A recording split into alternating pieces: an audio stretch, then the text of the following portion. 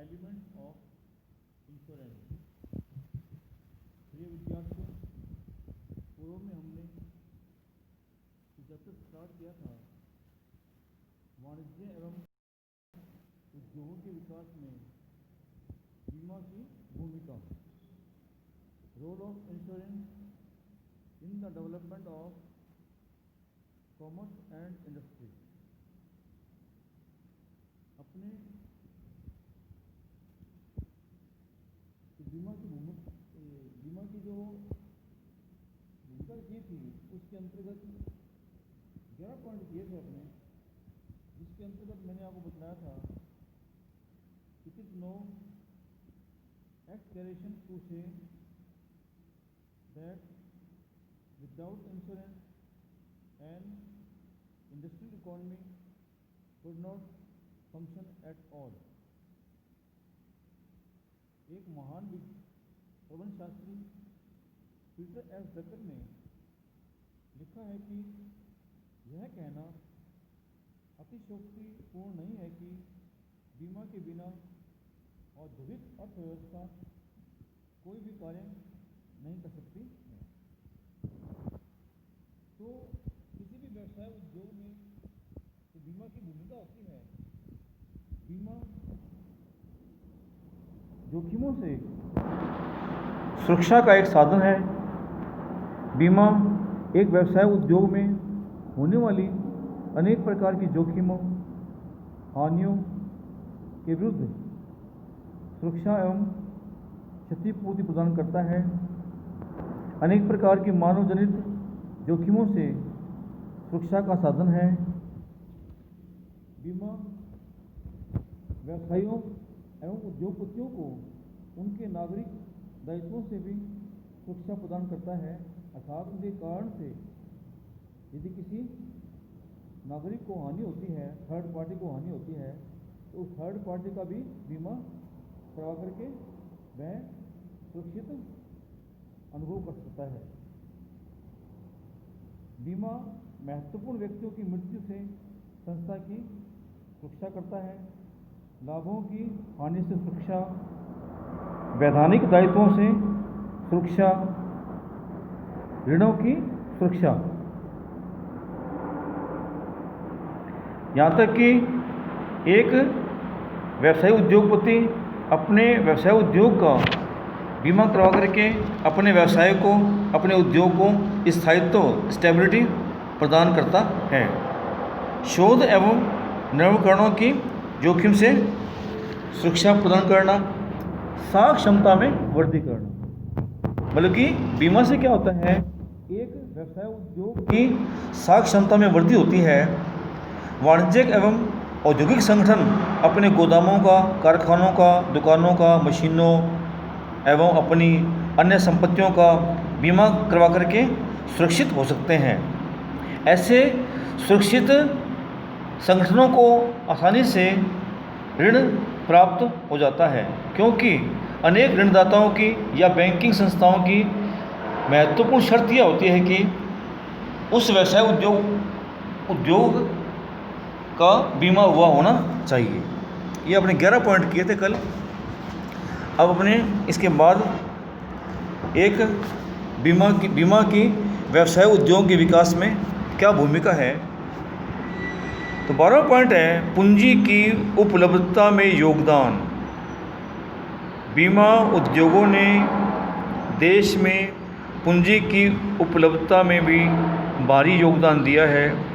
सभी जीवन एवं गैर जीवन बीमा कंपनियों ने देश एवं विदेश से करोड़ों बीमितों से प्रीमियम के रूप में करोड़ों रुपया प्राप्त किया है। और जो प्रीमियम के रूप में बीमा कंपनी को जो राशि प्राप्त होती है, वह उस राशि का विनियोग क्या होता है, व्यवसाय उद्योगों को ऋण प्रदान करके या उनके अंशों एवं ऋण पत्रों में विनियोग करके उन्हें पूंजी उपलब्ध करवाती है। तो क्या हुआ, बीमा क्या है, व्यवसायियों एवं उद्योगपतियों को पूंजी उपलब्ध करवाने में योगदान देता है। 13वां पॉइंट है आधारभूत एवं सामाजिक क्षेत्रों के विकास में योगदान, contribution to the development of infrastructure and social sector. Bharat की सभी निजी एवं सार्वजनिक क्षेत्र की बीमा संस्थाओं ने देश को आधारभूत सुविधाओं एवं सामाजिक क्षेत्र के विकास में महत्वपूर्ण योगदान किया है। औद्योगिक बस्तियों, परिवहन, विद्युत, भंडारण, आवासीय बस्तियों, जल आपूर्ति एवं मल निकास, संचार सुविधाओं, चिकित्सा, शिक्षा, रोजगार के विकास में आदि के विकास हेतु सभी बीमा संस्थाओं ने बहुत बड़ी मात्रा में वित्त उपलब्ध करवा करके योगदान दिया है। 14वां पॉइंट है अंशों एवं ऋण पत्रों में निवेश। सभी देशों की बीमा संस्थाएं अपने देश की कंपनियों के अंशों एवं ऋण पत्रों में निवेश करती हैं।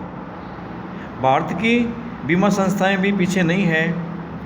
भारत की बीमा कंपनियों ने सार्वजनिक क्षेत्र की एवं गैर सार्वजनिक क्षेत्र की जो भी व्यावसायिक उपक्रम या औद्योगिक उपक्रम हैं उसके अंदर क्या है, उनके अंशों एवं ऋण पत्रों में निवेश किया हुआ है। 15वां पॉइंट है नई कंपनियों के अंशों एवं ऋण पत्रों में अभिदान, subscription of shares and debentures in new companies. बीमा संस्थाएं अपने कोषों का नई वाणिज्यिक एवं औद्योगिक कंपनियों में भी विनियोजन करके उनका वित्तीय पोषण करती हैं। इसके लिए ये संस्थाएं इन नई कंपनियों के अंशों एवं ऋण पत्रों में प्रत्यक्ष रूप में अभिदान करती हैं। डायरेक्ट क्या करती हैं, वो शुरुआत में जब कोई औद्योगिक संस्था अंशों एवं ऋण पत्रों का विक्रय करती है तो उसके अंदर क्या करती हैं, वो अभिदान करती हैं। सभी सार्वजनिक एवं निजी क्षेत्र की जीवन एवं गैर जीवन बीमा संस्थाएं नई कंपनियों के अंशों एवं ऋण पत्रों में अभिदान करने में अपनी महत्वपूर्ण भूमिका निभाती हैं। सेवा उद्योगों के विकास को प्रोत्साहन, promotion to service industries.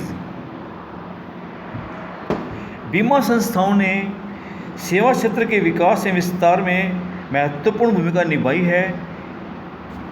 Air बसों, एयर टैक्सियाँ, चिकित्सालय, बैंक, कोरियर सेवा, होटल एवं कैटरिंग सेवा, टेंट लगाना आदि बहुत जोखिम भरे सेवा कार्य हैं। बीमा संस्थाओं ने इन सबकी सेवाओं कार्यों का बीमा उपलब्ध कर दिया है।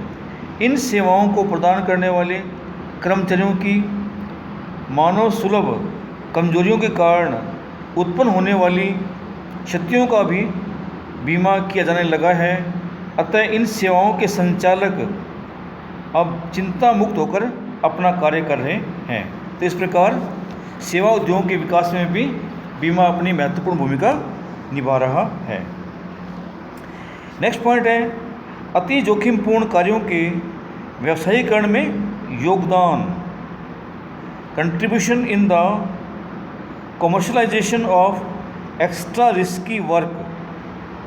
कुछ कार्यों का कई वर्षों तक व्यवसायीकरण नहीं होने का एक बड़ा कारण यह भी रहा है कि उसमें जोखिम बहुत अधिक होती है, जैसे हवाई परिवहन, प्राकृतिक तेल एवं गैस शोध एवं निष्कर्षण, खनिज निष्कर्षण उद्योग आदि ऐसे अनेक उद्योग हैं। इन उद्योगों का संचालन अब तक सरकार ही क्या है, अब जनहित में अब तक कार्य करती आ रही है, किंतु अब इसका संचालन शुद्ध व्यावसायिक आधार पर व्यावसायिक संस्थाओं द्वारा किया जाने लगा है।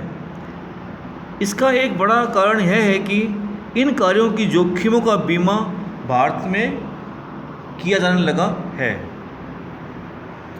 नेक्स्ट पॉइंट है विदेशी व्यापार संवर्धन। विदेशी व्यापार में अनेक जोखिमें होती हैं। इसमें केवल माल के मार्ग में नष्ट होने या जल में डूबने की जोखिम ही नहीं, अपितु क्रेता के साख की भी जोखिम होती है। किंतु बीमा संस्थाओं ने वायु एवं समुद्री परिवहन, साख एवं भुगतान आदि के बीमे की सुविधा प्रदान कर विदेशी व्यापार के संवर्धन में महत्वपूर्ण भूमिका निभाई है। अतः बीमा संस्थाओं के साथ ही निर्यात साख गारंटी निगम विदेशी व्यापार के संवर्धन में विशेष भूमिका निभा रहा है। नेक्स्ट पॉइंट है वाणिज्य एवं उद्योगों के विकास में, अर्थात छोटे उद्योग, छोटे जो व्यापारी हैं, शिल्पकार हैं, इससे भी क्या है, इनको भी क्या है, बीमा से अनेक प्रकार के प्रोत्साहन मिले हैं। छोटे दुकानदार, शिल्पकार, लघु उद्योग, कुटीर उद्योग के लिए क्या है, व्यापक बीमा पत्र जारी किए गए हैं। इनके द्वारा बैंकों एवं वित्तीय संस्थाओं से ऋण लेने पर उसका बीमा करने की सुविधा भी उपलब्ध की है। इससे छोटे व्यापारी, शिल्पकार आदि निरंतर प्रगति करते हुए अपने कारोबार का विस्तार एवं विकास करते जा रहे हैं। नेक्स्ट पॉइंट है कृषि का व्यवसायीकरण, कमर्शलाइजेशन ऑफ एग्रीकल्चर। कृषि जोखिमपूर्ण कार्य है। भारत में और भी अधिक जोखिमपूर्ण है, क्योंकि हमारे देश में मानसून बहुत अनिश्चित रहता है। कभी अतिवृष्टि के कारण तो कभी अनावृष्टि के कारण कृषकों को भारी हानि उठानी पड़ती है। कृषि संबंधी रोग इनकी जोखिम को और बढ़ा देते हैं, किंतु सरकार ने फसल बीमा योजना आरंभ करके कृषि का व्यवसायीकरण करने में महत्वपूर्ण भूमिका निभाई है। पशुपालन, मुर्गी एवं मछली पालन, दुग्ध उत्पादन आदि उद्योगों को सहायता। बीमा संस्थाओं ने पशुधन, मुर्गियों, मछलियों के तालाबों, डेयरियों आदि के बीमा की सुविधा उपलब्ध करके इनके व्यवसायीकरण को प्रोत्साहित किया है। फलतः इस कार्य को व्यावसायिक आधार पर किया जाने लगा है। मतलब वर्तमान में क्या होता है, पशु बीमा, मछली बीमा, है ना, जो ये भी क्या है किए जाने लगे हैं। इससे क्या होता है, व्यक्ति आसानी से क्या है इन उद्योगों का भी बनवा सकते हैं। इस जोखिम क्या है वो बीमा करवा लेते हैं। इससे क्या होता है, उनकी जोखिम भी कम हो जाती है। नेक्स्ट पॉइंट है शेयर बाजार के विकास में योगदान, contribution in the development of share market. बीमा संस्थाओं ने न केवल शेयर बाजार से अंश एवं ऋण पत्र खरीदकर इसके विकास में योगदान दिया है, बल्कि इसमें कार्य करने वाले सदस्यों के व्यवसाय का बीमा करके भी इनके विकास में महत्वपूर्ण भूमिका निभाई है। अंतिम पॉइंट है व्यवसाय के सामाजिक एवं वैधानिक दायित्वों की पूर्ति में सहयोग, helps in the fulfilment of social and legal responsibilities of business.